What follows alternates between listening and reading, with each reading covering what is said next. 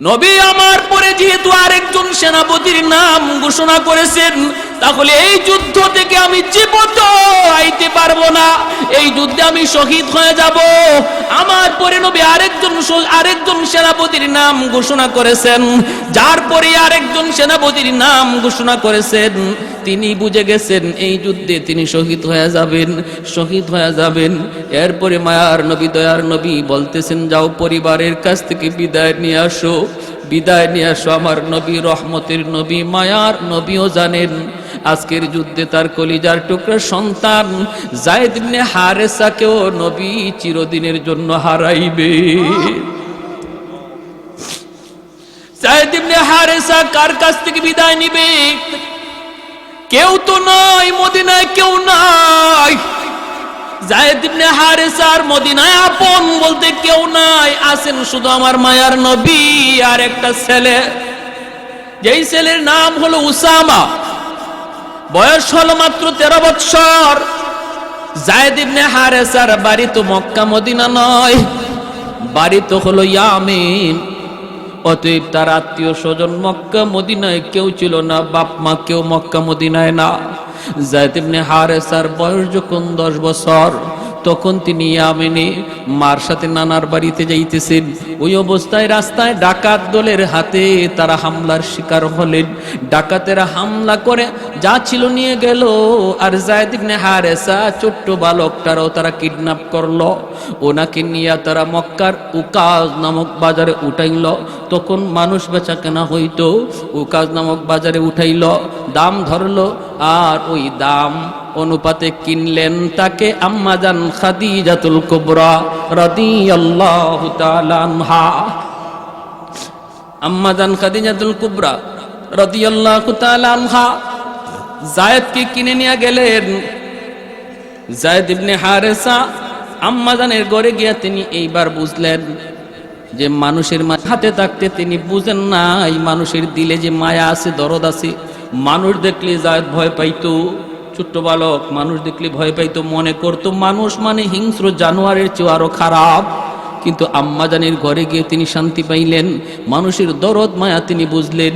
আম্মাজানের সাথে আমার নবীর বিবাহ হলো। এরপরে আম্মাজান যায়েদকে নবীকে হাদিয়া দিয়ে দিলেন।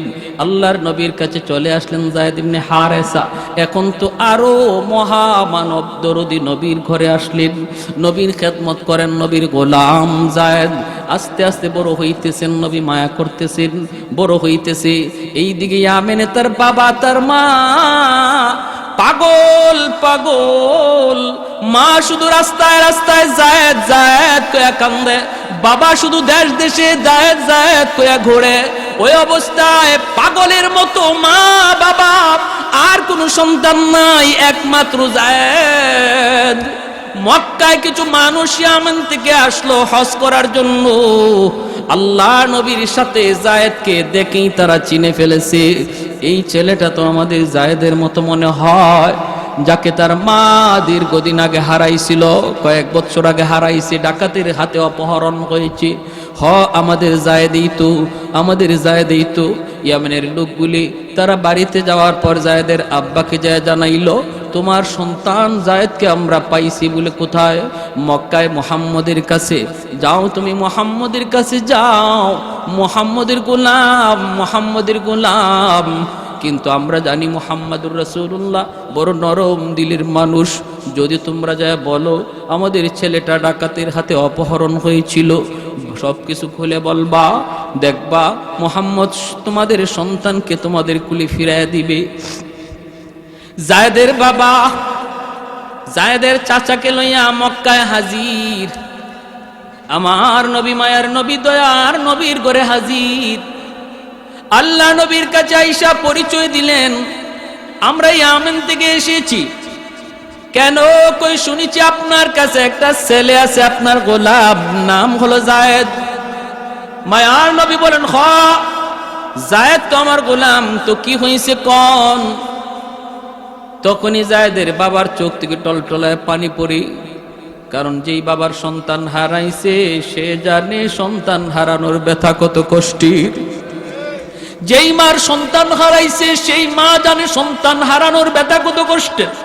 মরে যাওয়াটা এত কষ্ট নয়, হারায়া যাওয়া যত কষ্ট। মরে যাওয়াটা এত কষ্টের নয়, হারায়া যাওয়া যত কষ্টের। কারণ সর্বদা সর্বক্ষণ মার অন্তরে শুধু জ্বালা, হায় রে আমার ছেলেটা, আমার মেয়েটা এখন কোথায় আছে, কোন জায়গায় আছে, কোন অবস্থা আছে, কি করতেছে। ভাইরা বন্ধুরা, জায়েদের আব্বা যখন হাউমাউ করে কান্দা দিছে আর বলতেছে, নবী গো, জায়েদ আমার সন্তান, একমাত্র সন্তান হারাইছি, ডাকাতের হাতে অপহরণ হয়েছিল। আকানগর গ্রামবাসীর উদ্যোগে আয়োজিত আজকের প্রথম বার্ষিক ওয়াজ ও দোয়ার মাহফিলের সম্মানিত সদর ইজলাস সভাপতি সাহেব জনাব কাউসার হোসেন আফরাদ এমডি, উপস্থিত প্রধান অতিথি জনাব মঞ্জুরুল মজিদ মাহমুদ সাদি, উদ্বোধক জনাব আবুল বরকত রবিন, উপস্থিত জাতির বিবেক উলামায়ে কেরাম, বিশেষ করে আমার আগে যিনি বয়ান করলেন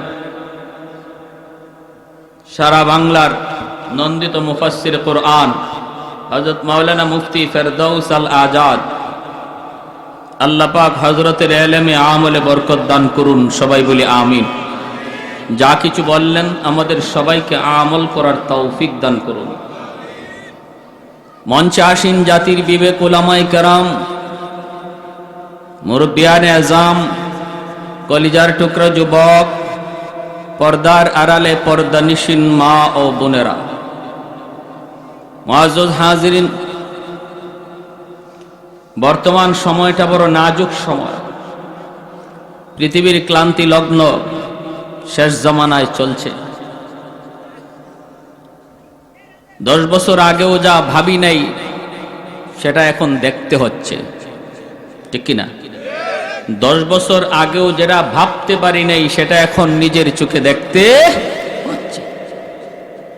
আর 10 বছর পরে যে আরো কি দেখতে হবে এটা আল্লাহই ভালো জানে। এটাই আল্লাহর নবী বলেছেন, কিয়ামতের আগে এমনই হবে। ঘুমাবো একরকম দৃশ্য দেখে, সকালবেলা ঘুম থেকে উঠে দেখবো আরেক দৃশ্য। এক রাতের ব্যবধানে উলট পালট হয়ে যাবে, মানুষ চেঞ্জ হয়ে যাবে, যুগ পরিবর্তন হয়ে যাবে, সব কিছুর ভিতরে এলোমেলো। আজকে তামাম পৃথিবী জুড়ে মুসলমান নির্যাতিত, নিপীড়িত, মুসলমান অবমানের গোষ্ঠী, মুসলমান নাম শুনলেই মনে করে সন্ত্রাসী। নাউজুবিল্লাহ, জোরে কোন। মুসলিম জাতিকে টেররিস্ট বানাতে চায়। প্যারে হাজিরিন, আর আমরাও ওদের কাছে খেলার পুতুল হয়ে গেছি, শুধু একমাত্র একটা কারণে, আমরা আমাদের বন্ধুর পরিচয় ভুলে গেছি। যাকে বন্ধু বানানোর কথা তার কাছ থেকে সরে গে, তার কাছ থেকে দূরে চলে যে দুশ্মনরে বন্ধু ভাবা শুরু করেছে। মুসলমান আজ দুশ্মনকে বন্ধু ভাবতে শুরু করেছে, অথচ প্রকৃতপক্ষে মুসলমানের বন্ধু একমাত্র শুধুমাত্র কেবলমাত্র আল্লাহ। প্যারে হাজিরিন, আল্লাহ পাক বলেন, আল্লাহু ওয়ালিয়্যুল্লাযীনা আমানু, আল্লাহ নিজে ঘোষণা দিয়েছেন, আমি আল্লাহ হলাম ঈমানদারের বন্ধু। এটা আল্লাহ বলতেছেন। আমাদের বন্ধুকে আল্লাহ। যতদিন পর্যন্ত মুসলমান আল্লাহকেই বন্ধু ভেবে চলছে এবং বন্ধুকে খুশি রাখার চেষ্টা করেছে, বন্ধু নারাজ হয় এমন কাজ থেকে দূরে রয়েছে, ততদিন পর্যন্ত দুনিয়া জুড়ে মুসলমানের বিজয়ের গান ছিল। আল্লাহ নারাজ হয় এমন কাজ থেকে দূরে ছিল, আল্লাহ রাজি থাকে এমন কাজে দ্রুত আগায় ছিল, ততদিন পর্যন্ত দুশ্মন মুসলমানের নাম শুনলে থরথর করে কাঁপত। আজ পৃথিবীর মুসলমান তারা মনে করে, আমরা মনে করি যে আমার সাথে কে আছে দেখো, আরে দেখো ভারত সাথে আসেনি না নাই, চীন আমার সাথে আসেনি না নাই, রাশিয়া আমার পক্ষে আসেনি না নাই, আমেরিকা আমার সাপোর্টে আসেনি না নাই, এই চিন্তা নিয়ে মুসলিম সমাজ আজকে চিন্তিত ব্যতিব্যস্ত। আল্লাহ নারাজ হয়ে বসা। আল্লাহকে বান্দা তোর ভাবার কথা ছিল, তোর এই কথা বলার কথা ছিল, আমার সাথে আমার আল্লাহ আসেনি না নাই, বন্ধুর সাথে আমার সম্পর্ক ভালো আসেনি না নাই, এটা ছিল তোমার কথা। আল্লাহ আমার সাথে আছে কিনা নাই সেই কথা বাদ দিয়া তুমি বলতেছো আমার সাথে আমেরিকা আসেনি না নাই, আমার সাথে চীন রাশিয়া আসেনি না নাই। যাও, যাদেরকে নিয়ে তুমি ভাবতেছো তাদের সাথে চলো, আমি আল্লাহ সরে গেলাম। এই তো আল্লাহ নারাজ হয়ে গেছে, এই তো আল্লাহ নারাজ হয়ে গেছে। এখন আল্লাহ নিজে বলেন ইমানদার বন্ধু, অথচ বন্ধুরা মার খায়, বন্ধু সাপোর্ট করে না, সাহায্য করে না। আল্লাহ সাহায্য আসে না, কেন আসবে?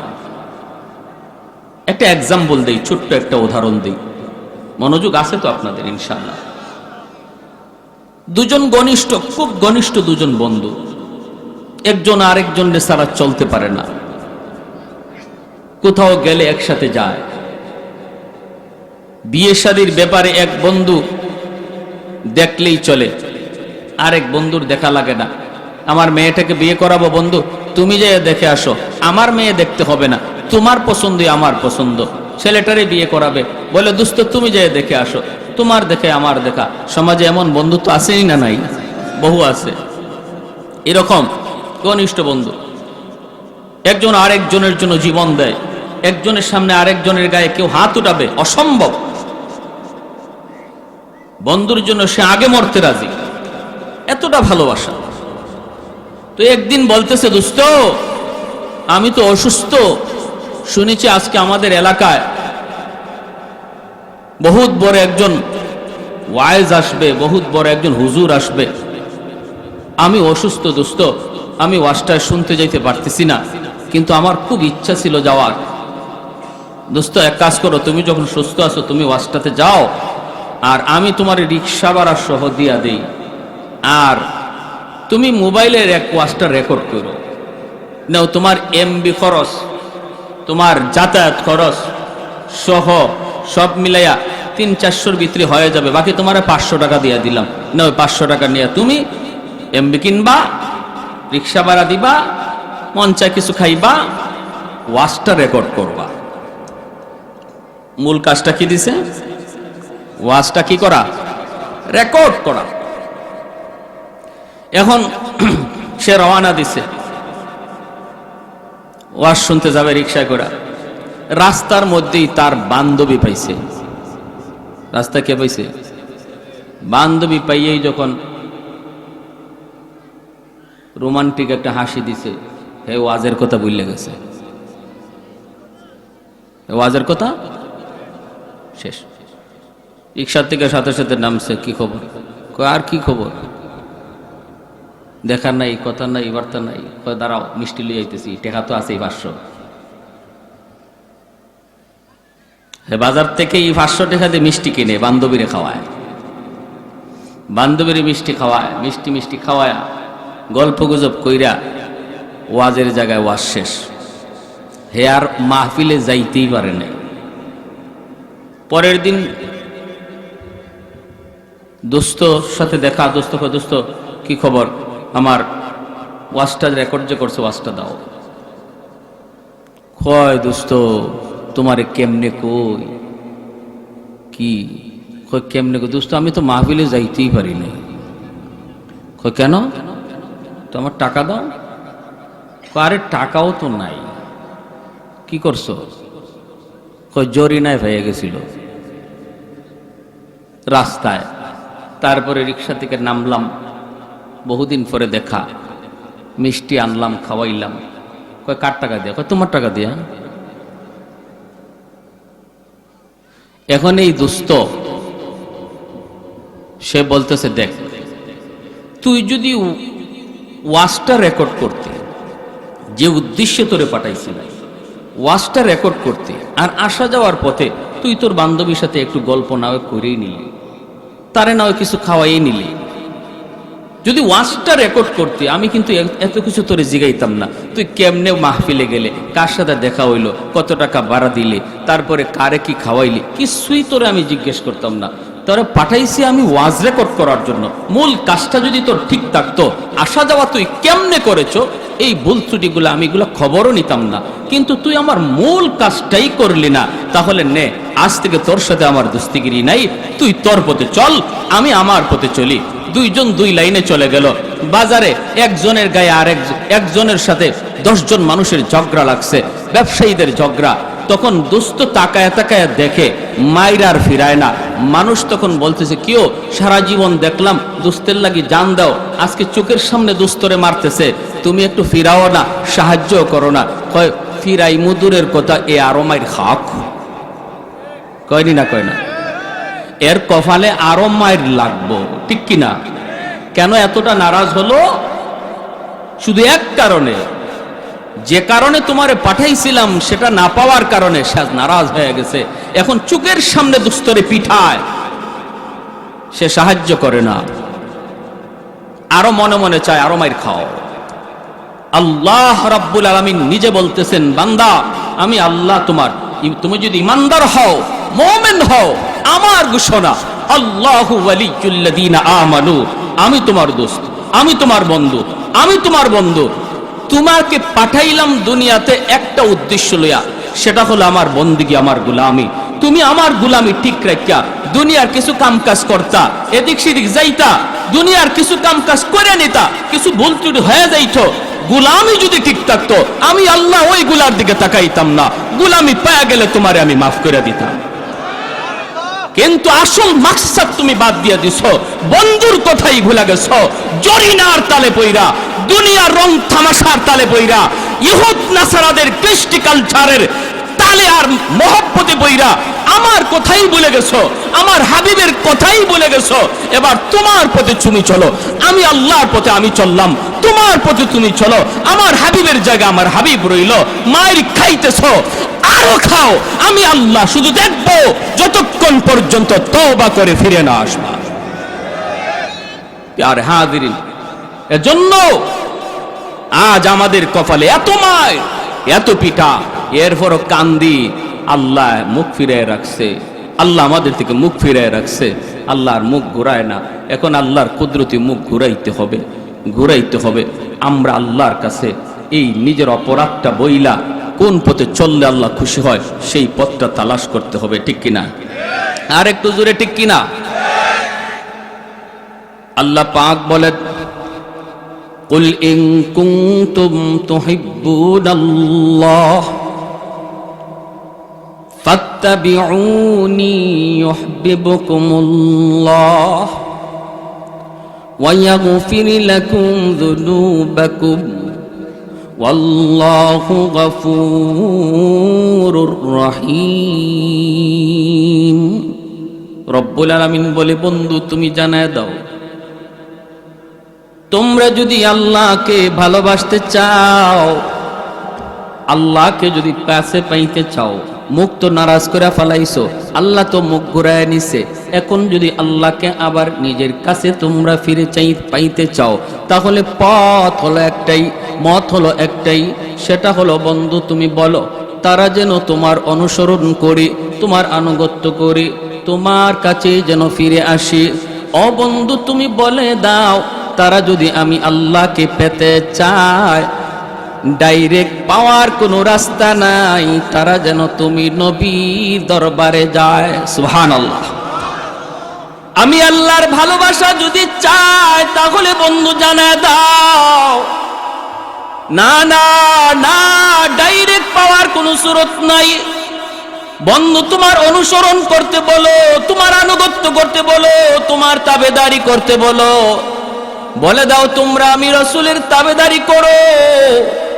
যদি তোমরা আমি রাসূলের তাবেদারি করো, আমার আনুগত্য করো, আমার সুন্নত মতো চলো, আমার আদর্শকে নিজের আদর্শ বানাও, নামাজের কিবলা তোমার বাইতুল্লাহ, জীবনের কিবলা হবে মুহাম্মাদুর রাসূলুল্লাহ। জীবনের কিবলা যদি মুহাম্মাদুর রাসূলুল্লাহ তোমরা বানাইতে পারো, বন্ধু তুমি জানায় দাও, ওরা আমাকে খুঁজতে হবে না। যখন জীবনের কিবলা মুহাম্মাদুর রাসূলুল্লাহকে বানাইবে, আমি আল্লাহ তাদেরকে খুঁজে তুলে নিব। আমাকে খুঁজতে হবে না, আমি আল্লাহ খুঁজবো। সুবহানাল্লাহ, জোরে কর। আল্লাহ এই কথা বলেন নাই তোমার অনুসরণ করলে ওরা আমাকে পেয়ে যাবে, বলেছেন তোমার অনুসরণ করলে আমি আল্লাহ তাদেরকে কুলে তুলে নিব। যদি তোমার অনুসরণ করে আমাকে খুঁজতে হবে না, আমি আল্লাহ তাদেরকে খুঁজে বের করে নিব। ভাইরা বন্ধুরা, আশ্চর্যের এক আজীব কথা হলো, প্রসঙ্গ চলছে মহব্বতের, প্রসঙ্গ চলছে মহব্বতের, কিন্তু আল্লাহ মহব্বতের প্রসঙ্গ বাদ দিয়া ইত্তেবার কথা নিয়ে আইছেন, অনুসরণের কথা নিয়ে আসছেন। আজকে আমাদের সমাজে মানুষ আল্লাহকে পাওয়ার জন্য কত জায়গায় যায়, আল্লাহকে পাওয়ার জন্য কত কিছু করে, কিন্তু এই আয়াতের ভিতরে আল্লাহ কেমনে পাইতে হয় আল্লাহ সেই সবক দিয়ে দিছেন। বাইরে নিজের মন গড়া পথে আল্লাহকে পাওয়া যায় না। কেউ আল্লাহ পাওয়ার জন্য মাজারে যায়, কেউ আল্লাহ পাওয়ার জন্য বাজারে যায়, কেউ আল্লাহ পাওয়ার জন্য জটাশা ল্যাংটাশার দরবারে যায়, কেউ আল্লাহ পাওয়ার জন্য কত কিছু করে, লাল শালু কইরা কত দয়াল বাবার গান গায়। কিন্তু না না, আল্লাহ পাওয়া নিজের মর্জি মতো নয়। আল্লাহ বলেন যদি আমাকে পাইতে চাও আমার বন্ধুর অনুসরণ করো, নবীর ইত্তেবা করো, নবীর আদর্শ মাইনা চলো। সুরত দেখলে যেন নবীর কথা ইয়াদ হয়, আখলাক দেখলে যেন নবীর কথা ইয়াদ হয়, পোশাক দেখলে যেন নবীর কথা ইয়াদ হয়। উম্মত তো হলো তার নাম, যে বলবে আমার মত নয় নবীর মতে মত, আমার পথ নয় নবীর পথে পথ, আমার মত নয় নবীর মত, তার নাম হলো উম্মত। তার নাম কি জোরে বলেন? তার নাম হলো উম্মত। তারে দেখলে পরেই নবীর কথা ইয়াদ হয়। কিন্তু আজকে তোমাকে দেখলে বুঝলি যদি নবীর কথা ইয়াদ না হয়, তোমারে দেখলে বুঝলি যদি ইহুদির কথা ইয়াদ হয়, খ্রিস্টানদের কথা ইয়াদ হয়, অমুক খেলোয়াড়ের কথা ইয়াদ হয়, অমুক ক্রিকেটারের কথা তোমাকে দেখলে যদি ইয়াদ হয়, যুবক কোন মুখে নবীর দরবারে হাসরের ময়দানে তুমি হাজির হইবা? আমার নবীর সামনে কেমন করে চেহারাটা দেখাইবা? কারণ হলো যেই নবী হাসরের মাঠেও তোমার জন্য পাগল। আদম পয়গম্বর, আল্লাহ নবী বলেন, এ দুনিয়ার মানুষ, খেজুর গাছটা যেমন দুনিয়াতে লম্বা, আদম পয়গম্বরের দেহটা হবে হাসরের ময়দানে এতটুকু লম্বা। তামাম হাসরবাসীকে আদম পয়গম্বর সমস্ত হাসরের ময়দানটা সাইয়্যিদুনা আদম তিনি দেখবেন।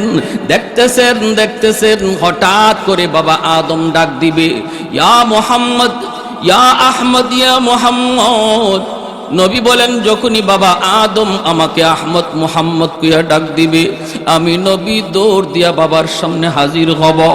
বাবা তখন ডাক দিয়ে বলবে, মোহাম্মদ, ও মোহাম্মদ, ওই যে জাহান্নামের দিকে একটু তাকাও। জাহান্নামের গেটের কাছে একটা আসামি ধরে নিয়ে যাইতেছে ফেরেশতারা, ওর হাতের মধ্যে বেরি, পায়ের মধ্যে শিকল, কিন্তু আমি দেখতেছি ওর হাতের অঙ্গগুলি, অজুর অঙ্গগুলি চমকাইতেছে। আর আমি তো জানি মুহাম্মদ, তোমার উম্মতের অজুর অঙ্গগুলি হাসরের মাঠে বিদ্যুতের মতো চমকাবে। অতএব তারে দেখে আমি মনে করতেছি এ তোমারই উম্মত। মুহাম্মদ তুমি দৌড় দেও, আর কিছুক্ষণের ভিতরেই তারে জাহান্নামে ফেলায় দিবে। তাড়াতাড়ি যায় তুমি তারে বাঁচাও, সাহায্য করো। একটু জোরে বলেন না সুবহানাল্লাহ। আল্লাহর নবী বলেন, গুররাম মুহাজ্জিলিনা মিন আসারিল ওযু, গুররাম মুহাজ্জিলিনা মিন আসারিল ওযু।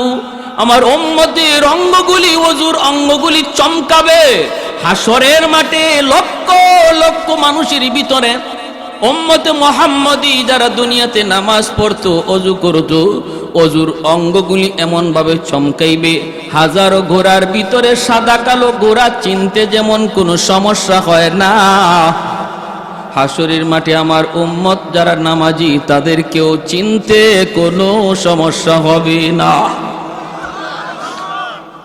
মায়ার নবী, দয়ার নবী বলেন, সাহাবীরা জানুনি, যেই মাত্র বাবা আদম আমাকে বলবেন, দেখায় দিবেন, আমিও দেখতেছি। দেখা মাত্রই আমি সাথে সাথে আমি কোমরটারে শক্ত করে একটা বান দিলাম দৌড় দেওয়ার জন্য। কোমরটারে শক্ত করে একটা বান দিলাম, বান দিয়া আমি ফেরেশতাদের পিছনে পিছনে দৌড় শুরু করলাম আর ডাকতে লাগলাম, ইয়া মালাইকা, ইয়া মালাইকা, ইয়া মালাইকা। ও ফেরেশতারা থামো, ফেরেশতারা থামো, ফেরেশতারা থামো। ফেরেশতারা আমার কথা শুনেন না। ফেরেশতারা কয়, আমরা আল্লাহর হুকুমের অমান্য হতে পারি না, আমরা কারো ডাক শুনবো না, কারো ডাক শুনতে পারি না। সামনের দিকে ফেরেশতারা চলে যায়, আমার মায়ার নবী পিছনে পিছনে মালাইকা, মালাইকা বলে ডাকি। আল্লাহর নবী বলে, আমি হুচটকায়া পড়ে যাব, আবার উঠবো, উইটা আবারও দৌড় শুরু করব। আমি উষ্টাকায়া পইরা যাই, আবারও দৌড় দেই। ও ফেরেশতারা, আমার উম্মতরে একটু দেখা নে, আমার উম্মতরে একটু দেখা নে, কি তার ভুল, কি তার সমস্যা। ফেরেশতারা কয়, না না, মালিকের হুকুমের অমান্য হব না, অমান্য করব না। নবী বলেন, কিছু দূর যাবার পর ফেরেশতারা যখন আমার কোনো ডাক শুনে না, আমি মাটিতে বসে যাব, বৈশা আরশের দিকে মুখটা উঠায়া চোখের পানিতে সাইরা একটা ডাক দিব, মালিক তুমি তো আমাকে বলেছো, ওয়ালা সাউফা ইউতিকা রাব্বুকা ফাতারদা। তুমি কি আমাকে ওয়াদা দাও নাই হাসরের মাঠে আমারে তুমি নারাজ করবা না, খুশি করবা? ওয়াদা দাও নাই? তুমি কি আমাকে এই কথার ওয়াদা দাও নাই তুমি আমারে যা চাইমো তা দিয়া খুশি করবা? তোমার ফেরেশতারা আমার ডাক শুনে না, ডাক শুনে না, তোমার ফেরেশতারা আমার ডাক শুনে না। আল্লাহ তুমি একটা ব্যবস্থা করো। রব্বুল আলামিন তখন ফেরেশতাদেরকে ডাক দিয়া বলবে, এই ফেরেশতারা থাম, ফেরেশতারা থাম, পিছনে আমার বন্ধু তোদেরকে ডাকতেছি। ফেরেশতারা থামো, পিছনে হাবিবুল্লাহ, ফেরেশতারা থামো, পিছনে হাবিবুল্লাহ। ফেরেশতারা তখন থামবেন, আল্লাহর নবী রহমতের নবী যায় কাছে যায় বলবেন, কি আমার উম্মতের সমস্যাটা কি, বলটা কি, গন্ডগোল কোথায় লাগলো? ফেরেশতারা কয়, আমরা নেকি বদি ওজন দিয়েছি, ওজন দিতে যায় দেখি নেকির পাল্লা হালকা, গুনার পাল্লা ভারী, এজন্য তার ফয়সালা হয়ে গেল জাহান্নাম। আল্লাহর নবী রহমতের নবী তখন বলবেন, আমার চোখের সামনে আরেকটা বার তোমরা ওজন দেও। আমি নবীর চোখের সামনে আরেকটা বার পাল্লায় ওজন দাও, আমি একটু নিজের চোখে একটু দেখি। ফেরেশতারা যখন নেকি আর বদি ওজন দিবে, মায়ার নবী দয়ার নবী উম্মতের কালেমার কাগজ নেকির পাল্লায় দিয়া দিবে। একটু জোরে আওয়াজ দিয়ে সুবহানাল্লাহ। কৌনৈন মুখতার খুদা তুমকো বানায়া, कौनैन मुख्तार खुदा तुमको बनाया, उम्मत का निगाह बन के खुदा तुमको बनाया, उम्मत का निगाह बन खुदा तुमको बनाया। मौला मेरा आका मेरा रहमत की नबी है, तजदार मदीना है तो बाग अरबी है, तजदार मदीना है तो बाग अरबी है। अशजार ने देते हैं नबूवत के शहादत, तशकीक कमर में है तो अंगुल की इशारात, तशकीक कमर में है तो अंगुल की इशारात। একটু জোরে সুরে বলেন আল্লাহু আকবার। ভাইরা বন্ধুরা, দিলটা একটু নরম করে শুনে রে যুবক, তোমাকে বলছি রে যুবক, একটু দিলটা নরম করে কথাগুলি শোনো।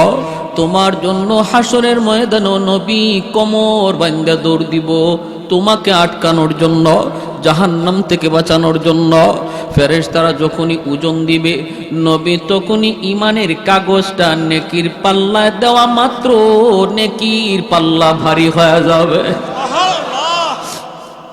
ফয়সালা চেঞ্জ হয়ে যাবে। সাথে সাথে দুজকের ফেরেশতারা সাথে সাথে সরে যাবে, জান্নাতের ফেরেশতারা দেরি নাই হাজির হয়ে যাবে। হাতের বেরি পায়ের বেরি টাস টাস খুলে খুলে যাবে, আর জান্নাতের দিকে ফেরেশতারা তারে নিয়ে যাবে। ওই অবস্থায় যুবক ডাক দিয়ে বলবি, ফেরেশতারা আমার একটু পরে নাও, আগে আমার ওই মানুষটারে দেখাও যিনি আমাকে আজকে জাহান্নাম থেকে বাঁচাইছে। ফের পাশে যায় বলবি, কে গো তুমি, কে গো আপনি, আপনারই চিনলাম না। আল্লাহর নবী রহমতের নবী টাক দিয়ে বুকে উঠে নিয়ে বলবে, উম্মত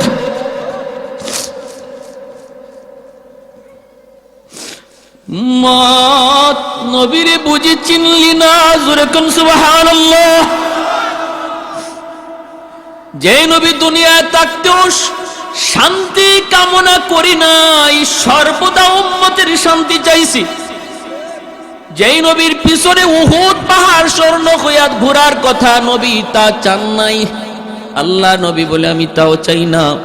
আল্লাহ, আমি আমার উম্মতকে, আমি আমার উম্মতের শান্তি চাই, আমার উম্মতের কামিয়াবি চাই। মায়ার নবী দয়ার নবী পরিচয় দিবেন। লোকটা আল্লাহর নবীর কদম মোবারক জড়া দুইরা হাওমাও করে কাঁদতে থাকবে। নবী তখন বলবেন, দুনিয়াতে তুমি নামাজ পড়তা, মাঝে মাঝে নামাজ মিস হইতো, কিন্তু আল্লাহর মহব্বত, আমি নবীর মহব্বত তোমার অন্তর জুড়ে ছিল রে যুবক। কলেজে পড়েছো, কিন্তু নবীর বিরুদ্ধে যদি কোনো দুশ্মন কোনো আওয়াজ শুনেছে, আমি নবীর পক্ষে ময়দানে তুমি সবার আগে ছিলা। তুমি স্কুলে পড়েছো, কলেজে পড়েছো, এরপরও নবীর আশিক ছিলা, নবীর দুশ্মনের দাঁত ভাঙ্গা জবাব দেওয়ার জন্য প্রয়োজনীয় জীবনগুলি প্রস্তুত ছিলা। ইমানের জন্য তুমি একজন সৈনিক। তোমার ইমানের ভিতরে শিরিক ছিল না, আমলের ভিতরে বিদআত ছিল না। আমল ছিল কম কিন্তু বিদআত মুক্ত, ইমান ছিল নির্ভেজাল শিরিক মুক্ত। এজন্য আমি নবী আজ তোমাকে তোমার অজুর অঙ্গগুলি চমকানোর বদৌলতে আমি তোমারে চিনে ফেলেছি, এবং তোমার নাজাতের ব্যবস্থা হয়েছে। জোরে কোন সুবহানাল্লাহ। এজন্য এক নাম্বার কাজ হলো ইমানটারে নির্ভেজাল ইমান রাখতে হবে, আমলটারে বিদআত মুক্ত আমল বানাইতে হবে। ঠিক কিনা রে ভাই? যদি ইমানটা নির্ভেজাল হয়, শিরিক মুক্ত ইমান হয়, বিদআত মুক্ত আমল হয়, তাহলে আমল যদি কম হয়, নবীর সুপারিশ পাওয়ার আশা করা যায়। আর যদি বিদআতে আচ্ছন্ন হয়ে যায়, আমার জীবনে যদি গান বাজনা পাওয়া যায়, আমার জীবনে যদি মারিফতির গান পাওয়া যায়, আমার জীবনে যদি দয়াল বাবা কিবলা বাবার গান পাওয়া যায়, আমার জীবনে যদি আল্লাহর সাথে কাউকে শরীক করার মতো বদ আমল পাওয়া যায়, আমার জীবনে যদি আমলের সাথে বিদআত পাওয়া যায়, কপালে আমি নামাজের দাগ ফেলায় দিতে পারি, হজ একবার নয় প্রতি বৎসর করতে পারি, তবুও নবীর শাফাত মিলবে না। এজন্য মনে রাখবা আল্লাহর গোলাম, নির্ভেজাল ইমান বেদাত মুক্ত আমল যদি কম হয়, আল্লাহর নবীর সুপারিশ আশা করা। এজন্যই আল্লাহ পাক রব্বুল আলামিন বলেন, বন্ধু তুমি জানায় দাও, আমাকে পাবার জন্য বাজারে মাজারে ঘোরা লাগবে না, আমাকে পাওয়ার জন্য দয়াল বাবা কিবলা বাবার দরবারে গেলেও হবে না। আমি আল্লাহকে পাইতে হলে বন্ধু তোমার সুন্নত মতো চলা লাগবে। চুল জটা রাখা এটা নবীর সুন্নত। জটা চুল দেখছেন নি আপনারা? ভাই আপনাদের কোনো অসুবিধা হইতেছে না? আমার উপরে খেপতেছেন আপনারা?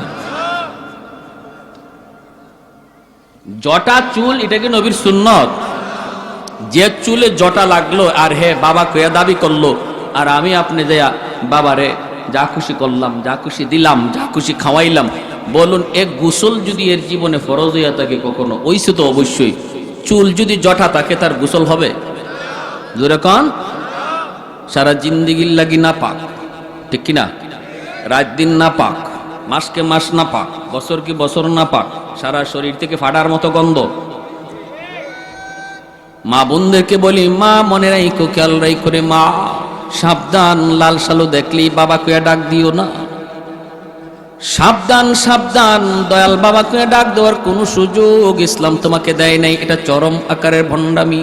কেউ যদি বলেও আমি বাতাসের উপর দিয়ে ঘুরতে পারি, পানির উপরে হাঁটতে পারি, আপনি বলবেন আগে দেখেন তার মধ্যে নবীর সুন্নত আসেনি না নাই, নামাজ তার জীবনে আসেনি না নাই, হালাল হারাম আসেনি না নাই, নারী পুরুষের পর্দার বিধান তার মধ্যে আসেনি না নাই, হে মদ গাঞ্জা থেকে দূরে আসেনি না নাই। এইগুলা যদি আপনি 100 শরীয়ত পান, নবীর তরিকা পান, তবে তার ব্যাপারে আপনি চিন্তা করবেন। আর যদি তার মধ্যে শরীয়ত পাওয়া না যায়, নবীর সুন্নতের কোনো ধার ধারে না, সে বাতাসে উড়লেও আস্থা একটা ভণ্ড। আব্দুল কাদের জিলানী রহমতুল্লাহি আলাইহির কাছে এক মুরিদ কয়, হুজুর কি পীরসা বইলেন? কয় কি হইছে? কয় একটু আগে দেখে আসলাম একজন মানুষ আকাশে উঠতেছে। কোস কি কেডা? কয় হিন্দু এক ব্রাহ্মণ আকাশে উঠতেছে। আব্দুল কাদের জিলানী কয় এটা তার মেসমেরিজম, এটা তার সাধনা, আর কিছু না, এটা কেরামতি না। কেরামতি আর সাধনা এক নয়। সাধনা কখনো কেরামতির কাছে আসে না। দেখবি? কয় দেখতে চাই। আব্দুল কাদের জিলানী জুতা ছাইরা দিছেন, আর জুতারে বলতেছেন তুই আকাশে উড়বি, উইরা ওই ভণ্ডরে ফিটায়া ফিটায়া জমিনে লামাইবি। কি ভাই, জুতা ছাড়ছেন বলে ওই দেখো কেরামতির পাওয়ার আর ভণ্ডামির পাওয়ার একটু দেখো। বন্ড আকাশে উড়ে, আর আব্দুল কাদের জিলানীর জুতায় যায় ফিটাইতে ফিটাইতে জমিনে লামায়। এজন্য অবাক কিছু দেখলে, অবাক কিছু শুনলেই কারোর প্রতি দুর্বল হওয়া যাবে না। আগে বুঝতে হবে সে খাঁটি না ভণ্ড। কেমনে বুঝবো? কয় আলেমের কাছ থেকে জানবো। কার কাছ থেকে জানবো? নিজে নিজে না, আলেমের কাছ থেকে, উলামায়ে কেরামের কাছ থেকে। আলাইকুম বিমুজালাসাতিল উলামা ওয়া ইস্তিমাই কালামিল হুকামা ফাইন্নাল্লাহা তাআলা ইউহয়িল কলবাল মাইয়িতা বিনুরিল হিকমা কামা ইউহয়িল আরদাল মাইতাতা বিওয়াবিলিল মাতার। নবী বলেন শেষ জামানায় ইমানের ডাকাত, বহুরূপী ইমানের ডাকাত তোমার পিছনে পিছনে ঘুরবে। তোমার লেবাস পরে পরে ইমানের ডাকাত তোমার পিছনে ঘুরবে। তোমার আত্মীয় সেজে ইমানের ডাকাত তোমার পিছনে ঘুরবে।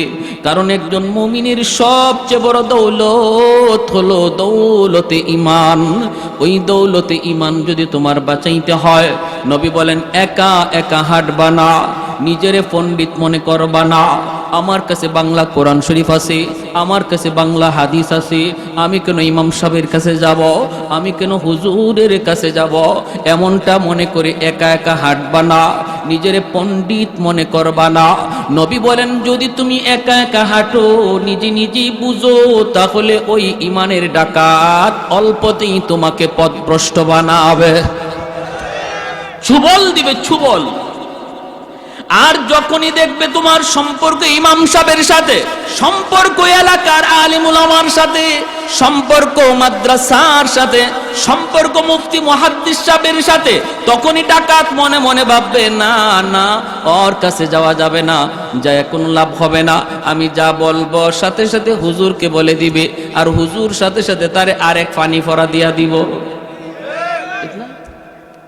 আমার ফানি ভরা এখানে চলবে না, তখনই আর পারবে না। দেখবেন আমাদের সমাজে যারাই ভিন্ন ভিন্ন মত লইয়া হাজির হয়, ভিন্ন ভিন্ন মত লইয়া, ভিন্ন ভিন্ন নামাজ লইয়া, ভিন্ন ভিন্ন জুম্মা লইয়া, ভিন্ন ভিন্ন জানাজা লইয়া হাজির হয়, এদেরকে যদি খালি আপনি বলেন ভাই আমি এত কিছু বুঝি না, চলো মুফতি সাহেবের কাছে যাই, তখনই কি বলবে শুনবেন? তখনই কব আমার পেটে তো একটা মুসর মারছে, বাথরুম থেকে আসে। কইব আমার একটু সমস্যা আছে, একটু আসি। যেই খালি আপনি বলবেন হুজুরের কাছে চলেন, হাফিজ সাহেবের কাছে চলেন, শাইখুল হাদিস সাহেবের কাছে চলেন, মুফতি সাহেবের কাছে চলেন, তখনই তারে দেখবেন হে জিন হয়ে গেছে, আর তারে খুঁজে পাওয়া যায় না। আর যখনই দেখবো আপনি একা, মাশাআল্লাহ কম বুঝেন না, তখনই সে আপনার সুযোগ নিবে। একটু জবান খুলে জিকির করি, এরপরে সামনের দিকে আগাবো। জরুরি একটা বয়ান আমার সামনে রয়েছে, মনোযোগ কার কার আছে একটু হাত উঠে আল্লাহকে দেখান। আল্লাহ প্রতিটা হাতকে তুমি কবুল করো। লা ইলাহা ইল্লাল্লাহ।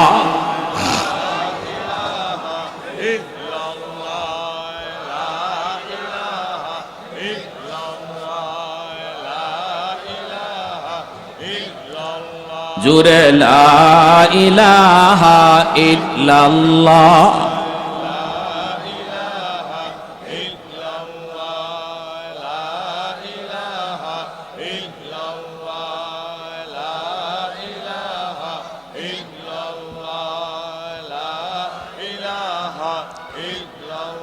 লা ইলাহা ইল্লাল্লাহু মুহাম্মাদুর রাসূলুল্লাহ।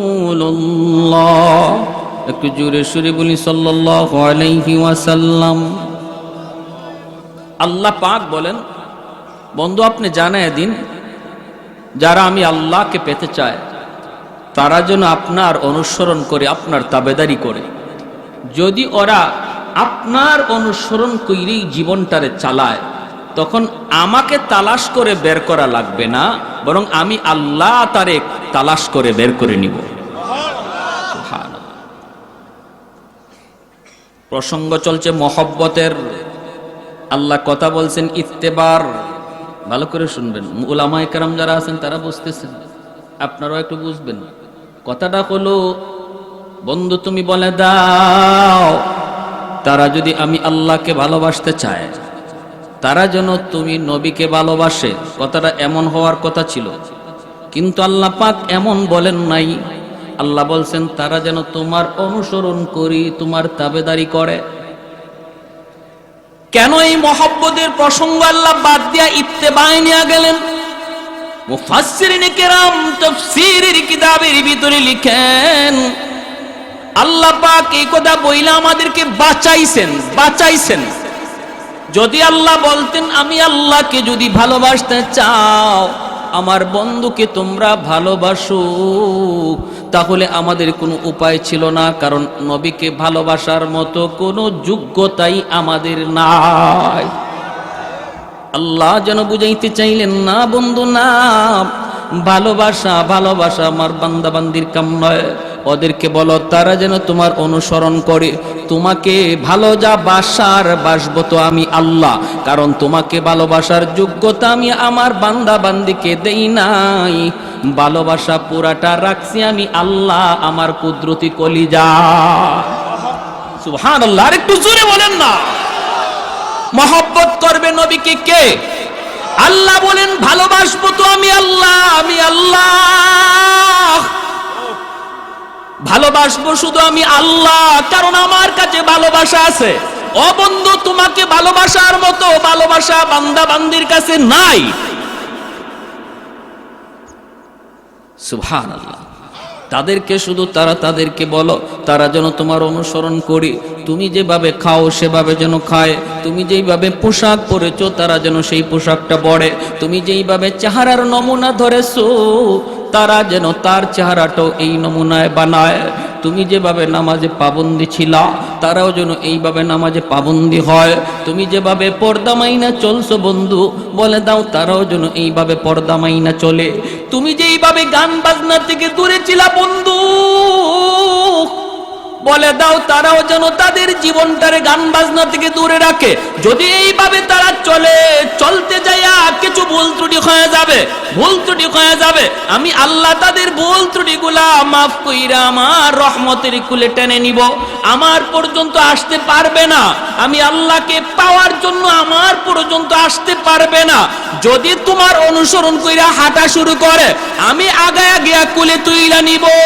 যেইভাবে মা সন্তানকে হাঁটা শিখায়, হাঁটা শিখানোর সময় সন্তান রে মা দূর থেকে সাইরা দেয়, সাইরা দিয়া মা ডাকতে থাকে বাবা আও, বাবা আও।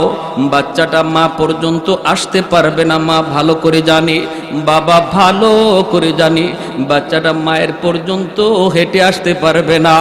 এরপরও ডাক দেয়, বাচ্চাটা এক কদম দুই কদম দিয়েই ঠাস করে মাটিতে পড়ে যায়। কয়া ডাক দেয়, আম্মা কয়া ডাক দেয়। তখন দুই কদম দিলে পরি বাবা দৌড় দিয়ে, আম্মা দৌড় দিয়ে কুলে তুইলা কয় বাবা এই যে মারে তুমি ধরে ফেলছো, এই যে মারে ধরে ফেলছো, বাবারে ধরে ফেলছো। মূলত মা দৌড় দিয়ে আগায় নিছে। আল্লাহ কয় বন্ধু তুমি জানাও, যারা তোমার পথ দইরা, তোমার নমুনা দইরা আমি আল্লাহকে পাওয়ার জন্য একটু হাঁটা শুরু করবে, আমার পর্যন্ত আসতে পারবে না, বাকি আমি আল্লাহ আগায়া গিয়া তারে আমার কুলে তুলে নিব, আমি যা তাকে আমার কুলে তুলে নিব। ইউহিব্বুকুমুল্লাহ, আমি আল্লাহ তারে আমার কুলে নিব, আমি তারে ভালোবাসবো, আমার পর্যন্ত আসতে পারবে না, আমি আমার কাছে নিয়ে নিব। ভাইরা সাহাবায়ে কেরাম রাদিয়াল্লাহু তাআলা আনহুম, তারা তো কিছুটা নজির দেখায় গেছেন, কিছুটা নজির। অষ্টম হিজরির একটা মর্মান্তিক ঘটনা আপনাদেরকে শোনাই। আল্লাহর নবী, রহমতের নবী, বিভিন্ন রাষ্ট্রপ্রধানের কাছে তিনি দাওয়াত দিয়ে চিঠি দিতেছেন। এইভাবে নবী রোম সম্রাটের কাছেও চিঠি লিখলেন, কিন্তু হারিস ইবনে উমাইর রাদিয়াল্লাহু তাআলা আনহু, ওনাকে ওই রোমের সম্রাটের লোকেরা ওনাকে গ্রেফতার করে সম্রাটের দরবারে নিয়ে ওনাকে হত্যা করল। নবীর একজন দূত হারিস ইবনে উমাইর রাদিয়াল্লাহু তাআলা আনহু ওনাকে হত্যা করল, হাতগুলি কেটে দিল, পা কেটে দিল, চোখ উপড়ে ফেলল, চিঠিটা টুকরা টুকরা কইরা নিজের পায়ের তলে ফেলে দিল। অথচ এই চিঠির মধ্যে আমার নবীর নাম লেখা ছিল, নবীর নাম লেখা ছিল মুহাম্মাদুর রাসূলুল্লাহ, মুহাম্মাদুর রাসূলুল্লাহর পক্ষ থেকে শামের প্রধানের কাছে চিঠি, ইলা আজিজ শাম। সে খেপে গেল। 2 দিনের মুহাম্মদ মাত্র মদিনার রাষ্ট্রনায়ক, এখনই আমার নামের আগে তার নাম, নবীর নাম তার নামের আগে, এটা সহ্য করতে পারল না। সাথে সাথে চিঠিটা ছিঁড়ে নিজের পায়ের নিচে ফেলে দিল। আর নবীর সাহাবী হযরত হারিস ইবনে উমাইর রাদিয়াল্লাহু তাআলা আনহুকে হত্যা করলো, হাত পা গুলি কেটে দিল। আল্লাহর নবী, রহমতের নবীর কাছে এই খবর যেই মাত্র নবীর দরবারে আসলো, আমার নবী সইতে পারেন না। নবীজির চোখ থেকে দর দর করে পানি পড়ে নবী কান্দেন আর বলেন, আমার হারেসের তো কোনো দোষ ছিল না, আমি তো তারে দুধ বানায় পাঠাইছি, দুধের তো কোনো দোষ নাই, অপরাধ যদি করি আমি নবী করছি, আমার হারেসরে কেন মারল? তাও এইভাবে অঙ্গ প্রত্যঙ্গগুলি কাইটা দিল। মায়ার নবী, দয়ার নবী, রহমতের নবী গরম হয়ে গেলেন নবীজি। সাহাবায়ে কেরামের সামনে নবী বায়াত নিলেন, শপথ নিলেন, আমার হারেস হত্যার বিচার না নেওয়া পর্যন্ত, বদলা না নেওয়া পর্যন্ত আমরা কেউ শান্তিতে ঘুমাবো না। কারা কারা প্রস্তুত? সব সাহাবী নবীর হাতে হাত রেখে শপথ নিলেন। জুড়ে বলি আল্লাহু আকবার। তাহলে কি বোঝা যায়? ইসলামে খালি নরম না গরমও আছে? আমার নবী গরম হয়ে গেলেন। আল্লাহ বলেন ইসলাম হলো নরমের জায়গায় নরম, গরমের জায়গায় গরম। ইসলামে শুধু নরম নাই, ইসলামে শুধু গরমও নাই, ইসলামে নরমের জায়গায় নরম, গরমের জায়গায় গরম থাকতে কয়। মুহাম্মাদুর রাসূলুল্লাহ والذين معه أشداء على الكفار رحماء بينهم أشداء على الكفار বইলা আল্লাহ গরম হওয়ার কথা বলছেন, রুহামাউ বাইনাহুম দ্বারা নরম হওয়ার কথা বলছেন। আল্লাহ বলেন তাদের আখলাক হলো, আমার নবীর সাহাবীদের আখলাক হলো, ওরা নিজেরা বড় নরম, নিজেরা বড় নরম, নিজেরা কোনো মারামারি নয়, কাটাকাটি নয়। মুসলমানে ভাই কোনো দ্বন্দ্ব নয়। এক ভাই ভুল বুঝে আরেক ভাই ভুল শুধরায় দিবে, কিন্তু বিতর্ক নয়, ঝগড়া নয়, গালাগালি নয়, মারামারি নয়। মুসলমানের সম্পর্ক হলো ইমানের সম্পর্ক, ইমানের সম্পর্ক হলো রক্তের সম্পর্কের চেয়ে আরো গভীর, ঠিক কিনা? ইমানের সম্পর্ক রক্তের সম্পর্কের চেয়ে আরো গভীর। এজন্যই তো আবু বকর সিদ্দিক সন্তানকে বলেছিলেন, বদরের যুদ্ধে আবু বকর সিদ্দিক রাদিয়াল্লাহু তাআলা আনহু আমার নবীর পক্ষে, আর আবু বকর সিদ্দিক রাদিয়াল্লাহু তাআলা আনহুর সন্তান আবু জাহেলের পক্ষে। বাপ বেটা দুইজন দুই দিকে যুদ্ধ করতে নামছেন। পরবর্তীতে এই সন্তান মুসলমান হয়েছেন। মুসলমান হওয়ার পরে বলতেছেন, আব্বা বদরের ময়দানে আপনি 3 বার আমার তলোয়ারের নিচে পড়ছেন, এরপরও আমি তলোয়ার চালাই নাই। আবু বকর সিদ্দিক বলে, কসকি তুই কয়বার? বলে 3 বার। কেন তুই চালালি না? কারণ আপনি আমার আব্বা, কেমন করে তলোয়ার চালাই? আবু বকর সিদ্দিক বলে, তাহলে শুন বেটা শুন, তোরা যুদ্ধ করস দুনিয়ার কামাইয়ের জন্য, আর আমরা যুদ্ধ করি আল্লাহর সন্তুষ্টির জন্য। আমাদের কাছে আল্লাহর মহব্বত সন্তানের মহব্বতের চেয়ে বেশি। আমি আবু বকর বলতেছি, খোদার কসম, 3 বার নয়, যদি 1 বার আমার তলোয়ারের সামনে পড়তি বাবা, আমি 2 টুকরা করে দিতাম। কারণ আমি আমার আল্লাহকে আমার সন্তানের চেয়ে বেশি ভালোবাসি। আমার দ্বীনকে, ইসলামকে আমি আমার সন্তানের চেয়ে ভালোবাসি। আমি ইসলাম যতদিন মানবে সন্তান ততদিন মানব। ইসলাম মানবে না সে যদি সন্তান হয় তারে সন্তান মানি না, বাপও হয় বাপ মানি না। ইসলাম মানে না যদি নেতা হয় নেতা মানি না। আওয়াজ দিয়ে জোরে বলেন। নেতা মানি ততক্ষণ যতক্ষণ ইসলাম মানে, নেত্রী মানে ততক্ষণ যতক্ষণ আল্লাহ রসুল মানে। আমি ততক্ষণ পর্যন্ত দল করি, দল যতক্ষণ ইসলাম মানে। যেদিন দল ইসলাম মানবে না দল করি না। যেদিন নেতা নেত্রী ইসলাম মানবে না, আমার আল্লাহ রসুল নিয়ে কথা বলবে, নেতা নেত্রী মানি না, এর নাম হলো মুসলমান। প্যারে হাজিরিন, এটা হলো রুল। মাল ইমান ইয়া রাসূলুল্লাহ ইযা সাররাতকা হাসানাতুকা ওয়া ইযা সাআতকা সাইয়্যাতুকা ফাআনতা মুমিন। নবী রুল বানায় দিলে স্কেল। এই স্কেল দিয়ে তুমি তোমার ঈমান মাপো, ঈমান আছে না নাই তুমি নিজে বুঝবা। ইসলামের পক্ষে কথা শুনলে যদি তোমার দিলে ভালো লাগে, বুঝবা তোমার ঈমান আছে। ইসলামের বিপক্ষে কথা শুনলে যদি মনে কষ্ট লাগে, বুঝবা ঈমান আছে। আর ইসলামের বিরুদ্ধে কথা শুনলে যদি তোমার কলিজায় ব্যথা না লাগে, কারণ যে বলছে সে তোমার বাপ, সে তোমার ভাই, সে তোমার বন্ধু, সে তোমার নেতা, সে তোমার নেত্রী, এজন্য তার কথায় তুমি ব্যথা পাইছো না। অথচ কথাটা আমার নবীরে হিট দিয়া কইছে, আমার আল্লাহরে হিট দিয়া কইছে, তারপরও তুমি তোমার অন্তরে ব্যথা লাগলো না।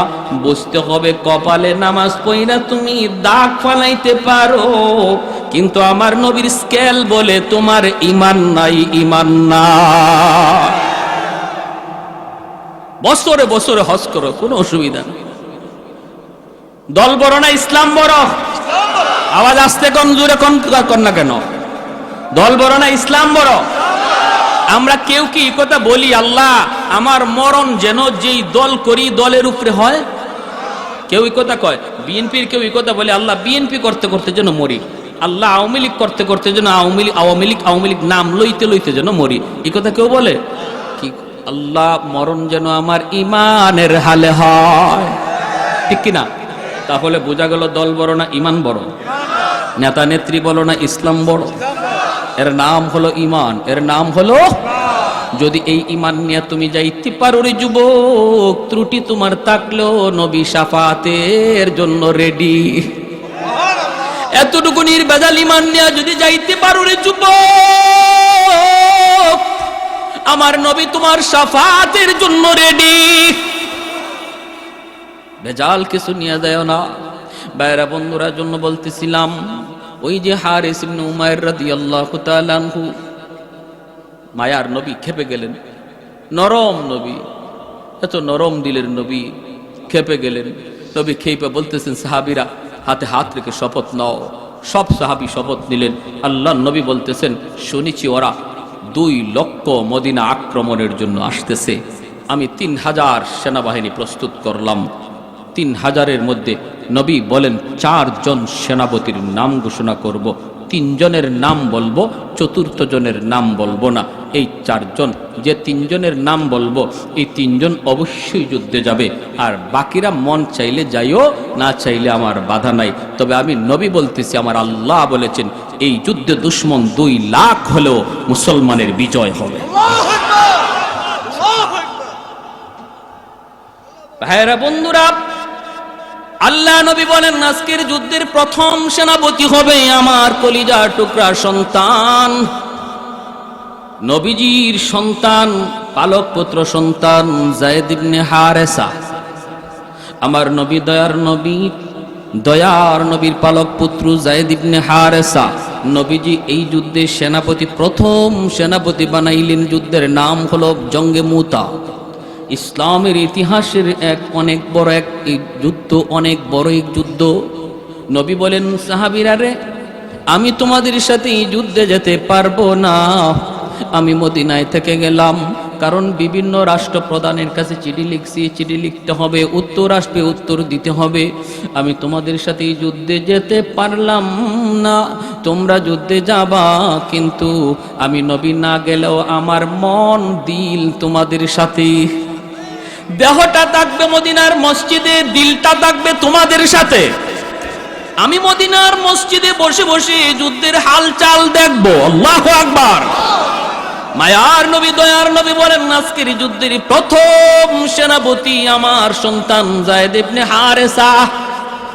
এই নেতা নেত্রীরা একটু ভালো করে শুনো, যারা রাজনীতি করে ভাই একটু শোনো, শোনো, দেখো নেতার আদর্শ দেখো। নেতা যুদ্ধে পাঠাইতেছে সবার আগে নিজের ছেলে, আর আমাদের দেশের নেতা ছেলেরে পড়ায় লন্ডনে আমেরিকায়, আমার পোলারে পাঠায় যুদ্ধে। কি আপনি আমার ফুলাফানরে ফাটায় পিস্তল দিয়া আর রিভলভার দিয়া, আর তার ফুলারে আমেরিকা পড়ায়। আই রে বুকা, আমরা কেমন বুকা হইছি বুঝেন, কেমন ফাইছে আমরা রে বলদ। প্রথম সেনাপতি, আল্লাহু আকবার কর। যায়েদ ইবনে হারেসা নবী যুদ্ধে প্রথম সেনাপতি ঘোষণা করলেন। আর নবী বলেন আমার ছেলে যায়েদ শহীদ হলে সেনাপতি হবে জাফর ইবনে আবি তালিব। নবী বলেন জাফর শহীদ হলে সেনাপতি হবে আব্দুল্লাহ ইবনে রাওয়াহা। নবী বলেন সেনাপতি হবে আব্দুল্লাহ ইবনে রাওয়াহা। তিনজন সেনাপতির নাম বললেন। এরপরে নবী বলেন আব্দুল্লাহ শহীদ হলে সেনাপতি হবে চতুর্থ একজন, তোমাদের পরামর্শে আমি তার নাম বললাম না, কিন্তু তার হাতেই বিজয় আসবে। আল্লাহু আকবার। সে হবে আল্লাহর তলোয়ার, আল্লাহর তলোয়ার। নবী বলেন সে হবে মালিকের তলোয়ার, নাম উপাধি হলো সাইফুল্লাহ। প্রথম তিনজন সেনাপতির নাম নবী ঘোষণা কইরা নবী শহীদ শব্দ লাগায় দিলেন। প্রথম সেনাপতি যায়েদ ইবনে হারেসা, শহীদ হলে জাফর ইবনে আবি তালিব, শহীদ হলে আব্দুল্লাহ ইবনে রাওয়াহা, শহীদ হলে একজন। তাহলে তিনজন শহীদ, তিনজন প্রথম সেনাপতি, তিনজন প্রথম কাতারের সেনাপতির নামের সাথে নবী শহীদ শব্দ যোগ কইরা নবী কথার ইঙ্গিত দিয়ে দিলেন এই তিনজন আজকের যুদ্ধে তারা শহীদ হয়ে যাবে। এমনকি ওই তিনজন তারা নিজেও বুঝে ফেলছেন, নবী আমার পরে যেহেতু আরেকজন সেনাপতির নাম ঘোষণা করেছেন, তাহলে এই যুদ্ধ থেকে আমি জীবিত আইতে পারবো না, এই যুদ্ধে আমি শহীদ হয়ে যাব। আমার পরে নবী আরেকজন সেনাপতির নাম ঘোষণা করেছেন, যার পরে আরেকজন সেনাপতির নাম ঘোষণা করেছেন। তিনি বুঝে গেছেন এই যুদ্ধে তিনি শহীদ হয়ে যাবেন। এরপরে মায়ার নবী দয়ার নবী বলতেছেন যাও পরিবারের কাছ থেকে বিদায় নিয়ে আসো। আমার নবী রহমতের নবী, মায়ার নবীও জানেন আজকের যুদ্ধে তার কলিজার টুকরা সন্তান যায়েদ ইবনে হারেসাকেও নবী চিরদিনের জন্য হারাইবে। যায়েদ ইবনে হারেসা কার কাছ থেকে বিদায় নিবে? কেউ তো নাই মদিনায়, কেউ নাই। যায়েদ ইবনে হারেসার মদিনায় আপন বলতে কেউ নাই, আছেন শুধু আমার মায়ার নবী আর একটা ছেলে, যেই ছেলের নাম হলো উসামা। বয়স হলো মাত্র 13 বৎসর। যায়েদ ইবনে হারেসার বাড়ি তো মক্কা মদিনা নয়, বাড়ি তো হলো ইয়ামেন। অতএব তার আত্মীয় স্বজন মক্কা মদিনায় কেউ ছিল না, বাপ মা কেউ মক্কা মদিনায় না। যায়েদ ইবনে হারেসার বয়স যখন 10 বছর, তখন তিনি ইয়ামেনে মার সাথে নানার বাড়িতে যাইতেছেন। ওই অবস্থায় রাস্তায় ডাকাত দলের হাতে তারা হামলার শিকার হলেন। ডাকাতেরা হামলা করে যা ছিল নিয়ে গেল, আর যায়েদ ইবনে হারেসা ছোট্ট বালকটারও তারা কিডন্যাপ করলো। ওনাকে নিয়ে তারা মক্কার উকাজ নামক বাজারে উঠাইল। তখন মানুষ বেচা কেনা হইতো, উকাজ নামক বাজারে উঠাইল, দাম ধরলো, আর ওই দাম অনুপাতে কিনলেন তাকে আম্মাজান খাদিজাতুল কুবরা রাদিয়াল্লাহু তাআলা আনহা। আম্মাজান খাদিজাতুল কুবরা রাদিয়াল্লাহু তাআলা আনহা যায়েদকে কিনে নিয়ে গেলেন। যায়েদ ইবনে হারেসা আম্মাজানের ঘরে গিয়া তিনি এইবার বুঝলেন যে মানুষের হাতে থাকতে তিনি বুঝেন না এই মানুষের দিলে যে মায়া আছে, দরদ আছে। মানুষ দেখলে যায়েদ ভয় পাইতো, ছোট্ট বালক মানুষ দেখলে ভয় পাইতো, মনে করতো মানুষ মানে হিংস্র জানোয়ারের চেয়ে আরো খারাপ। কিন্তু আম্মাজানের ঘরে গিয়ে তিনি শান্তি পাইলেন, মানুষের দরদ মায়া তিনি বুঝলেন। আম্মাজানের সাথে আমার নবীর বিবাহ হলো। এরপরে আম্মাজান যায়েদকে নবীকে হাদিয়া দিয়ে দিলেন। আল্লাহর নবীর কাছে চলে আসলেন যায়েদ ইবনে হারেসা। এখন তো আরো মহামানব দরদি নবীর ঘরে আসলেন, নবীর খেদমত করেন, নবীর গোলাম যায়েদ। আস্তে আস্তে বড় হইতেছেন, নবী মায়া করতেছেন, বড় হইতেছে। এইদিকে ইয়ামেনে তার বাবা তার মা পাগল পাগল, মা শুধু রাস্তায় রাস্তায় যায়েদ যায়েদ কয়া কান্দে, বাবা শুধু দেশ দেশে যায়েদ যায়েদ কয়া ঘোরে। ওই অবস্থায় পাগলের মতো মা বাবা, আর কোনো সন্তান নাই, একমাত্র যায়েদ। মক্কায় কিছু মানুষ ইয়ামান থেকে আসলো হজ করার জন্য।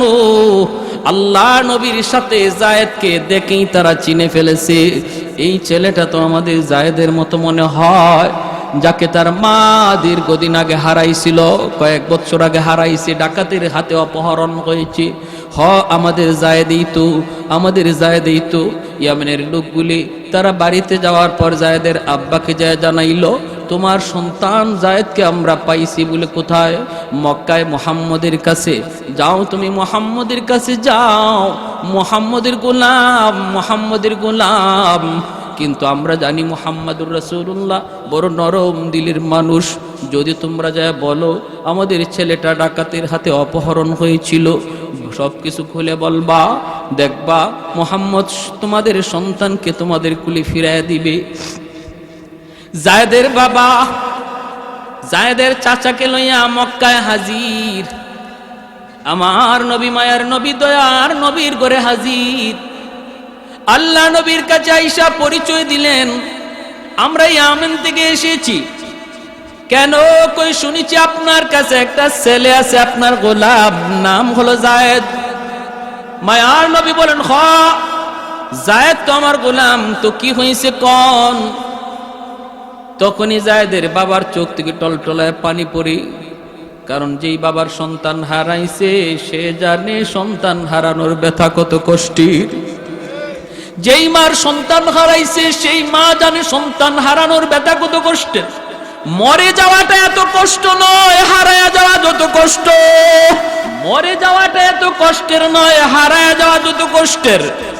কারণ সর্বদা সর্বক্ষণ মার অন্তরে শুধু জ্বালা, হায় রে আমার ছেলেটা, আমার মেয়েটা এখন কোথায় আছে, কোন জায়গায় আছে, কোন অবস্থা আছে, কি করতেছে। ভাইরা বন্ধুরা, যায়েদের আব্বা যখন হাউমাউ করে কান্দা দিছে আর বলতেছে, নবী গো, যায়েদ আমার সন্তান, একমাত্র সন্তান হারাইছি, ডাকাতের হাতে অপহরণ হয়েছিল। এরপরে মা পাগল, আমি বাবা পাগল, এখন শুধু রাস্তায় রাস্তায় ঘুরি। খবর পাইলাম আপনার কাছে, চলে আসলাম। এই যে অনেকগুলি হাদিয়া আনছি, অনেকগুলা স্বর্ণ মুদ্রা নিয়ে আসছি, আমার সন্তানটারে ফিরাইয়া দেন, মার কোলে সন্তানটারে ফিরাইয়া দেন, লাগে আপনি পয়সা নেন। আল্লাহর নবী তখন বলতেছেন, একটু থামুন, পয়সা লাগবে না, পয়সা লাগবে না। নবী বলেন, আমি নবী এতিম, আমি নবী বাবা পাই নাই, বাবার আদর কেমন আমি নবী তা জানি না, আব্বু ডাকে কত মজা আমি নবী জানি না। অতএব আমাকে পয়সা দেওয়া লাগবে না, আপনি একটু অপেক্ষা করুন। নবী ডাক দিলেন পাশের রুমে, যায়েদ এইদিকে আসো। যায়েদ ইবনে হারেসা তিনি আসলেন। ঘরে ঢুকেই তিনি দেখেন দুইটা মানুষ বসা। চেহারাটার দিকে তাকাইয়ে চিনে ফেললেন, যায়েদ আমার হারানো বাবা। বাবাও চিনে ফেলেছে হারানো সন্তান যায়েদ। দৌড় দিয়া বাবা সন্তানের বুকে জড়ায় ধরে কান্দে। ছেলে বাবাকে ধরে কান্দে, বাবা ছেলেকে জড়ায় ধরে কান্দে। ভাইরে কারো চোখে এমন নাই যে ওই সময় কেউ কাঁদে নাই। নবী কাঁদতেছেন, যায়েদের চাচা কাঁদতেছে, বাবা কান্দে, ছেলে কান্দে। আল্লাহর নবী রহমতের নবী তখন বলতেছেন, যায়েদ তুমি চিনছো ওনারা কারা? যায়েদ কই নবী গো চিনে ফেলেছি, আমার আব্বা, আমার চাচা। আল্লাহর নবী বলেন, যায়েদ তোমার আব্বু আসছে তোমাকে নিয়ে যাওয়ার জন্য। তোমার মা তোমার জন্য পাগল পারা হয়ে রাস্তায় রাস্তায় ঘুরে। তুমি চলে যাও বাবার সাথে। ও যায়েদ যদি বাবার সাথে যেতে চাও, মায়ের কাছে ফিরত যাইতে চাও, যেতে পারবা। আর যদি আমি নবীর কাছে থাকতে চাও, আমি তোমাকে দূরে সরায়া দিব না। আমি নবীর কাছে যদি থাকতে চাও, আমি তোমাকে আগলে রাখবো। যদি বাপ মার কাছে যাইতে চাও, যেতে পারো। অপশন দুটো আল্লাহর নবী দিয়া দিলেন। এইবার যায়েদ ইবনে হারেসা সিদ্ধান্ত নিবেন, বাপ মার কাছে যাবেন না, নবীর কাছে থাকবেন। মাথাটা নিচের দিকে দিয়া দিছেন। যায়েদের বাবা তাকায় তাকায় কাঁদতেছে। কিছুক্ষণ বাবার দিকে তাকায় মাথাটা নিচু করে ফেললেন। এরপরে আমার দয়ার নবীর চেহারার দিকে তাকাইছেন, আর চোখ ফিরান না। কান্না শুরু করছে আর বলতেছে, নবী গো, আজ থেকে 10 বছর আগে আমি হারাইছি, বাবা হারাইছি, মা হারাইছি। ডাকাতদের হাতে থাকতে আমি বুঝতাম না মানুষ এত মায়াশীল হয়, মানুষের দিলে এত দরদ, এত মায়া। কিন্তু আপনার কাছে আসার পর আমি মার আদর, বাবার আদর, দুনো আদর আপনার কাছে পাইছি। আমার বাবার আদর, মায়ের আদর দুটোটা পাইছি গো নবী। অতএব আমি যায়েদ সিদ্ধান্ত নিয়েছি, বাকি জীবন আমি আপনার কদমে থাকতে চাই। আমি আপনার কদমে থাকতে চাই, আপনার কাছে থাকতে চাই। আল্লাহ নবীর সাথে সাথে যায়েদকে বুকে জড়ায় নিলেন, কারণ আমার নবীর মনের ইচ্ছাও ছিল এটা। নবী বুকে জড়ায় নিলেন আর বলতেছেন, চলো। কয়া নবী টান দিয়া মসজিদ ঘর থেকে বের হইয়া এক দৌড়ে নবী সাফা পাহাড়ের উপরে এসে উঠলেন। ওইটা নবী আরবের মানুষকে, মক্কার মানুষকে নাইকে বলেন, এরে মক্কার মানুষ দেখো, শুনো শুনো, এতদিন পর্যন্ত তোমরা জানতা যায়েদ আমার গোলাম। আজ তোমাদেরকে সাক্ষী রেখে বললাম, যায়েদ আজকে থেকে আজাদ। এতদিন পর্যন্ত তোমরা জানতা যায়েদ আমার গোলাম, আজ থেকে যায়েদ শুধু গোলাম নয়, যেই যায়েদ মা পাইয়া বাবা পাইয়াও বাপ মার কাছে যায় না, আমি নবীর কাছে থাকে, আজ থেকে যায়েদ হলো আমার সন্তান। আর একটু জোরে সুবহানাল্লাহ। कौनैन मुख्तार खुदा तुमको बनाया, उम्मत का निगाहबान खुदा तुमको बनाया। तकबीर में, कलमा में, नमाजों में, यज़ा में है नाम इलाही से मिला नाम मोहम्मद, है नाम इलाही से मिला नाम मोहम्मद। महबूब ने कहा सल्ले अला नाम मोहम्मद, आको की जिया दिल की जिला नाम मोहम्मद, आको की जिया दिल की जिला नाम मोहम्मद। फरमाती ही आदम को मुझे खुल्द तरी में, लकहा हुआ तू बाब मिला नाम मोहम्मद, लकहा हुआ तू बाब मिला नाम मोहम्मद। একটু জোরে সুরে আল্লাহু আকবার। ওই যায়েদ ইবনে হারেসাকে মায়ার নবী যুদ্ধের প্রথম সেনাপতি বানাইলেন। কোন যুদ্ধের প্রথম সেনাপতি বানাইলেন? ভাইরা আমার, এরপরে হইল কি? নবী বলতেছেন দ্বিতীয় নম্বর, যায়েদ ইবনে হারেসা নবীর কাছ থেকে বিদায় নিলেন। নবীজির কাছ থেকে বিদায় নিয়ে এইবার আল্লাহর নবীর কাছ থেকে বিদায় নিয়ে ছেলের উসামার কাছে গেলেন। যাইয়া উসামার কাছে যাইয়া বলতেছেন, 13 বৎসরের বালক উসামা ডাক দিয়া বলতেছেন, বাবা এই দুনিয়ায় তুমি ছাড়া আর নবী ছাড়া কেউ নাই, নবীর কাছ থেকে বিদায় নিয়েছি, বাবা তুমি বাবাকে বিদায় দাও। 13 বছরের বালকের কাছ থেকে তিনি বিদায় নিতেছেন। উসামা কাঁদতেছেন আর বাবা বলতেছে, বাবারে যদি কোনোদিন বাবার কথা ইয়াদ হয়, শামের রাস্তার আশেপাশে বাবার কবর খুঁজে নিও।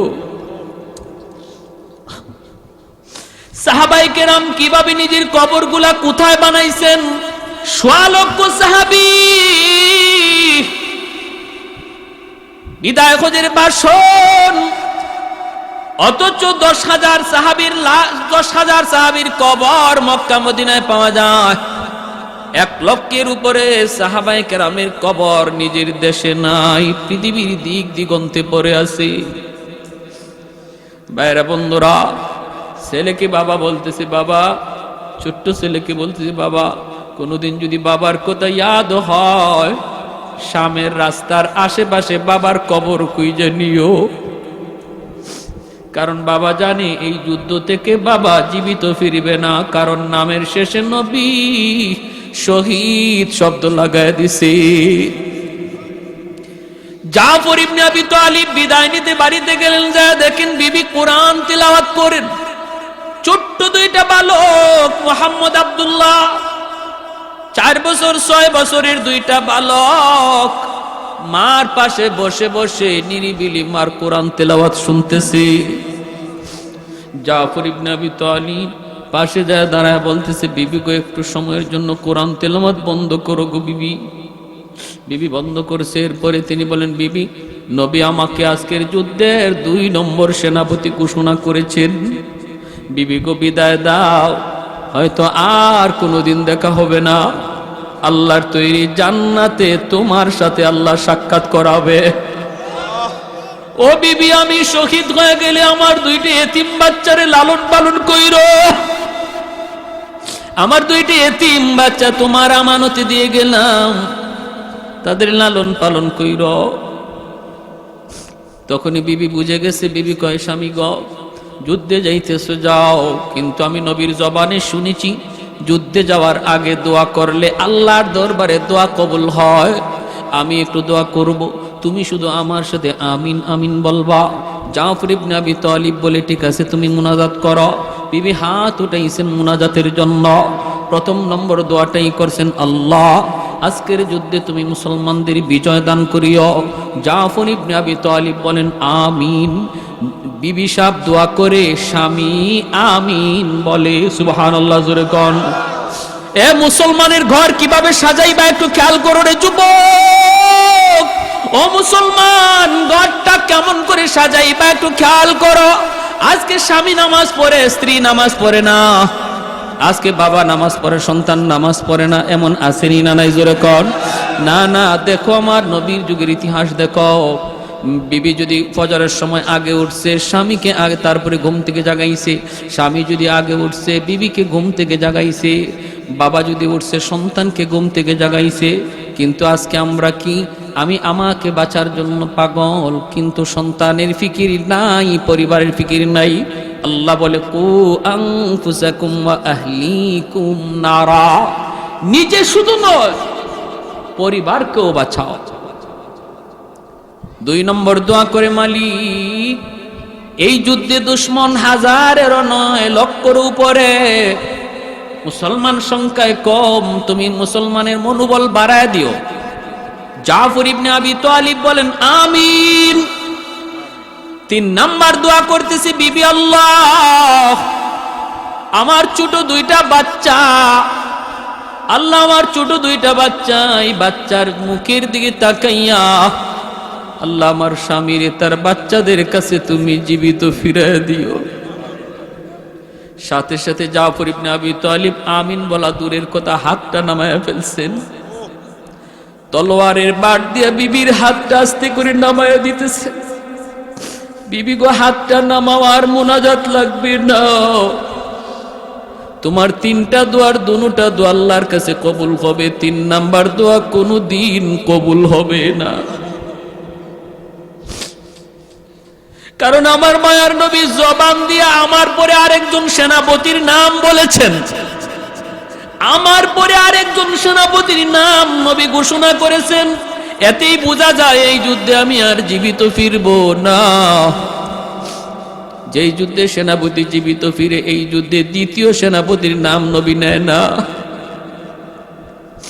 ভাইরা বন্ধুরা, এই বইলে জাফর আর কথা বাড়াইলেন না, বিবির কাছ থেকে বিদায় নিয়ে বের হয়ে যাবেন। এমনি 4 বছরের বাচ্চাটা আব্দুল্লাহ বাবার হাতে ধরছে, বাবার জামা ধরে কয়, আব্বু সামনে ঈদ আসতেছে, বন্ধু বান্ধবদের অনেকেরই দেখলাম তাদের বাবা মা নতুন কাপড় কিনে দিছে, আব্বু তুমি। আর অন্যদিকে দুশ্মন হাসে, দুশ্মন হাসে। দুশ্মনের হাসি খোরাক বন্ধ করুন, দুশ্মনদের হাসির খোরাক বন্ধ করুন। এখনো সময় আছে, বোঝার চেষ্টা করুন। রুহামা উবাইনাহুম, আল্লাহ বলে নিজেদের ভিতরে রহম করো, নিজেদের ভিতরে দয়া করো, নিজেদের ভিতরে ছাড় দেওয়ার মন মানসিকতা তৈরি করো। না, এক ভাই ভুল বলেছে, সেটাকে শুধরানোর ব্যবস্থা রয়েছে। সাধারণ মানুষের সামনে কটাক্ষ নয়, গালি নয়, ফতুয়াবাজি নয়, বন্ধ করো সব ফতুয়াবাজি। এক প্ল্যাটফর্মে চলে আসো। বাংলাদেশ ইসলামী জাগরণের সম্ভাবনাময় এক দেশ। এখনো যদি উলামায়ে কেরাম এক হয়ে যায় আর আলেম বক্ত পাবলিক এক হয়ে যায়, মাথা তোলার সাহস কোনো বেঈমানের নাই।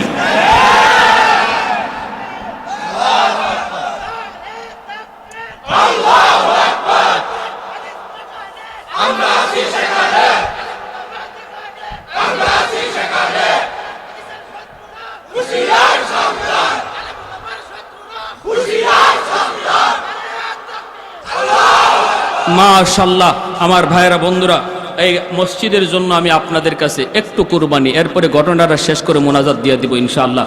হুজুরের পরবর্তী ওয়াজ আসিতেছে আমাদের ইউটিউব চ্যানেলে, তাই সাবস্ক্রাইব করে সাথেই থাকুন।